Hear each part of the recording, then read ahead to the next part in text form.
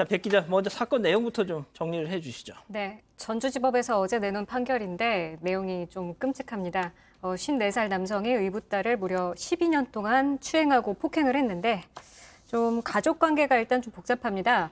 일단 2002년 피해자의 친모가 낳은 이남 일녀를 함께 기르면서 이 사람과 4명을 더 낳습니다. 그러니까 7명을 키우는데 아이 셋은 그러면 이 사람이 의붓 아버지고 또 4명에게는 친부가 되는 셈인데 이 의붓 딸을 성폭행한 겁니다. 첫 번째 추행이 9살이었다고 하고 성범죄는 무려 343차례에 걸쳐 이뤄졌습니다.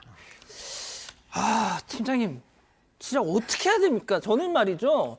지금 이 뭐 방송이니까 제가 이렇게 뭐 이런 일이 있었다, 저런 일이 있었다 소개는 해드리고 있지만, 그냥 전 이거 방송이고 뭐고 이걸 다 떠나서, 정말 이거 뭐 어떻게 해야 됩니까, 이거?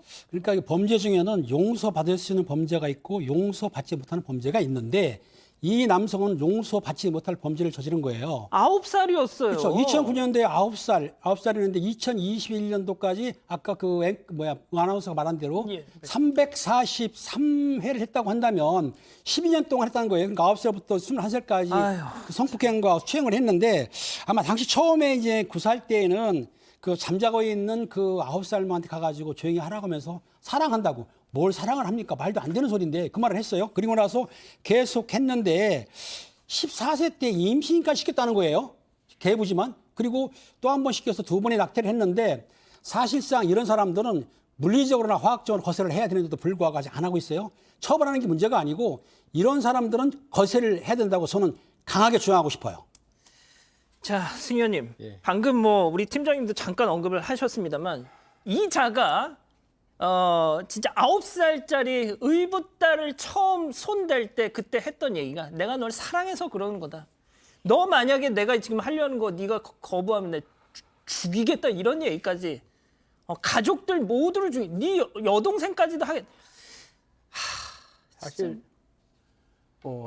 진짜 저도 입에서 이렇게 말이 나오지 않는데 제 경험을 조금 말씀드리면 9살 난 딸이 아빠를 바라볼 때 아빠는 전부거든요. 그래서 옛날에 놀 때 세상에서 가장 멋있는 사람이 누군 줄 알아라고 물었을 때 저희 딸이 저한테 했던 말이 아빠가 가장 멋있는 사람이야 라고 하는 게 9살이 바라보는 아버지의 모습인 거예요.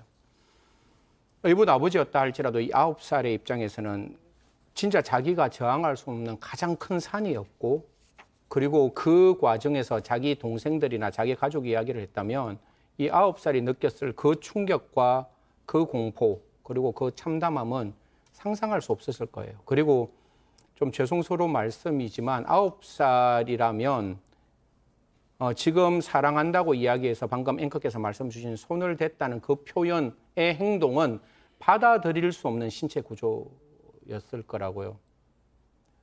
모르겠습니다. 이거는 그냥 사람의 얼굴을 쓴 짐승이 아닐까. 그리고 그 횟수가 343번 그리고 중간에 사실 이 정도면 임신시키면 안 되는 거잖아요. 그럼에도 불구하고 자기의 오로지 성적 욕망을 가지고 이런 행동을 했다면 모르겠습니다. 진짜 이건 뭐라고 말할 수 없는 사정인 것 같습니다. 이건 사람이 아닙니다, 이거. 예. 체크포인트 짚어보죠.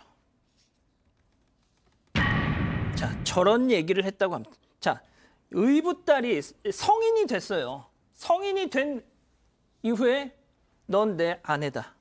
내 아내처럼 행동해라. 네, 내 아이를 임신했으니까 너는 내 아내다. 내 아내처럼 행동해라. 또 다른 남자를 만나면 해치겠다. 이러면서 휴대전화에 위치 추적 앱까지 달았다고 합니다.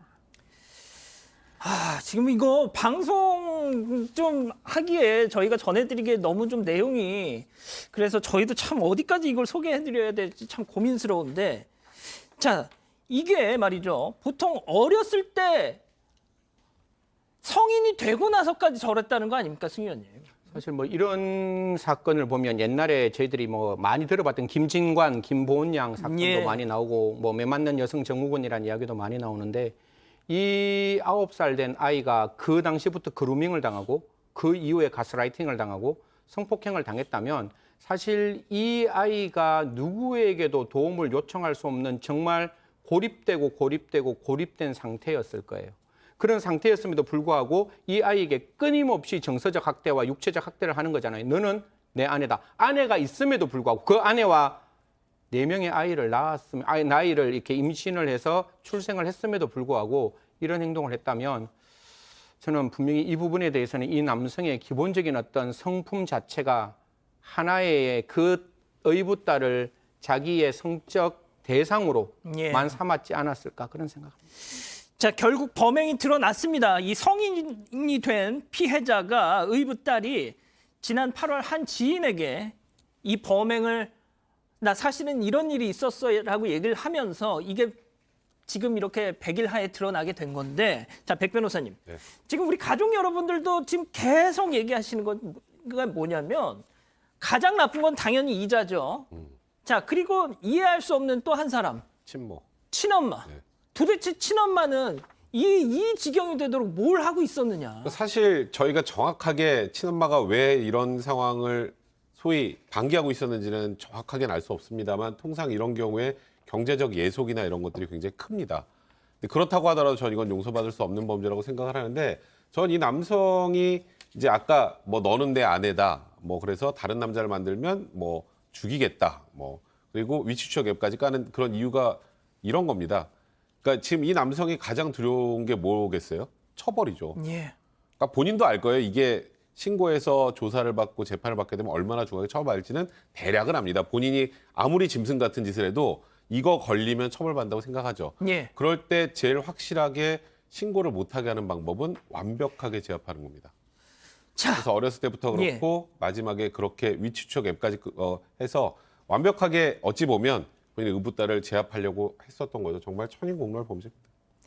자, 재판에 넘겨졌습니다. 천만다행으로 그나마 몇 년형이 나왔습니까? 네, 징역 25년이 선고됐는데요. 물론 성범죄를 기준으로 했을 때는 굉장히 중형이긴 합니다만 아마 지금 뭐 사건 반장을 보고 계신 시청자분들 입장에서는 이게 징역 25년으로 될 일인가라는 생각을 하시는 분도 굉장히 많을 겁니다. 일단 뭐 피해자를 폭력으로 제압해서 완전히 제압 불가능하게 하고 성폭행하고 2009년부터면 무려 12년입니다. 그리고 이번 사건의 죄명을 보면 더 마음이 아픈 게 처음에 13세 미만 미성년자 강간이라는 죄로 시작을 합니다.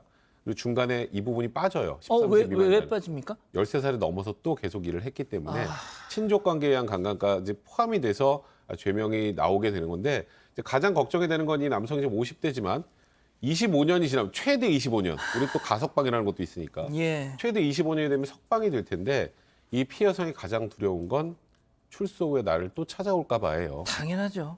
그러니까 물론 25년이라는 이 세월이 짧은 세월은 아니라고 하고 이게 뭐 약한 처벌이라고 제가 법조인으로서 말씀드리기 어렵습니다만 이런 사람이라면 정말 말 그대로 사회에서 영구히 격리해야 되는 게 아닌가 싶습니다.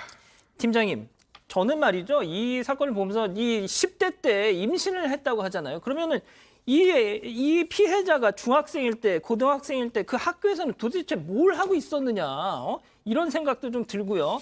자, 방금 얘기하셨지만 25년, 뭐 그러지도 않겠지만 다 살고 나와봤자 한 70대 후반입니다. 예? 70대 후반 돼가지고 이 자가 그냥 집에 온전히 있겠습니까? 찾아가겠죠. 저는 두렵단 말이죠. 이 재판은 사실상 25년이라고 하는데 그 미성년자 강간이라든지 강간치상 같은 경우는 무기까지 가능하거든요.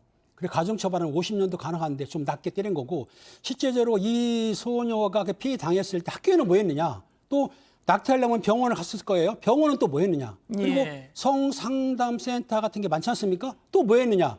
학교 여러 가지로 볼 때 사회에서는 좀 방관한 거 아닌가? 문제는 수사기관에서는 첩보를 얻는다든지 신고를 해야만 수사가 들어가거든요. 사생활 침해를 못하기 때문에. 그럼 사회에서 이 소녀를 좀 구제해야 되는데 지인이 신고할 때까지 어른이 돼가지고 할 때까지 방관했다는 건 사회적 책임이 있다. 그래서 이런 거를 자꾸만 언론에서 보도를 해가지고 실제적으로 사회에서도 책임을 질 수 있게 물론 처벌은 가해자가 받아야 되겠죠. 예. 알겠습니다.